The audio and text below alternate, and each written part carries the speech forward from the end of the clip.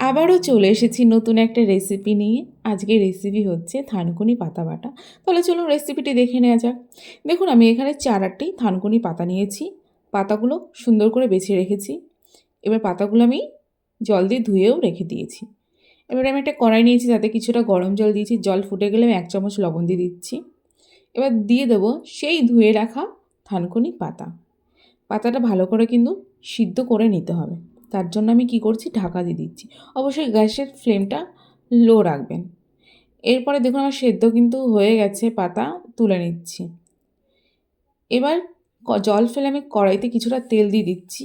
তেল গরম হওয়া পর্যন্ত আমি অপেক্ষা করব। এবার আমি দিয়ে দেব সেই বেছে রাখা রসুন ও চিড়ে রাখা কাঁচা লঙ্কা। দুটোকেই ভালো করে ভেজে নিতে হবে। এবার আমি দিয়ে দেব 1 চামচ লবণ, তারপরে দিয়ে দেব 1 চামচ হলুদ। সবগুলো একসঙ্গে আবারও মিশিয়ে নিতে হবে। এবার আমি দিয়ে দেবো সিদ্ধ করে রাখা সেই থানকুনি পাতা। সবগুলো একসঙ্গে ভালো করে ভেজে নিতে হবে। এবার দেখুন আমার ভাজা কিন্তু হয়ে গেছে। এবার আমি তুলে নিচ্ছি।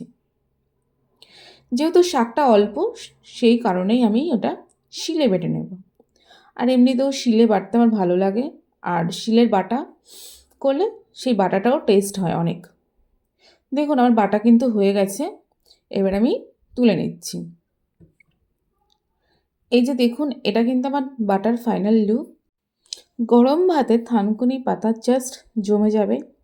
যারা আপনারা কখনো খাননি, একবার বাড়িতে বানিয়ে খেয়ে দেখবেন। একবার খেলে বারবার খেতে ইচ্ছে করবে। সুস্থ থাকবেন, ভালো থাকবেন। দেখা হবে আবার আগামীকাল।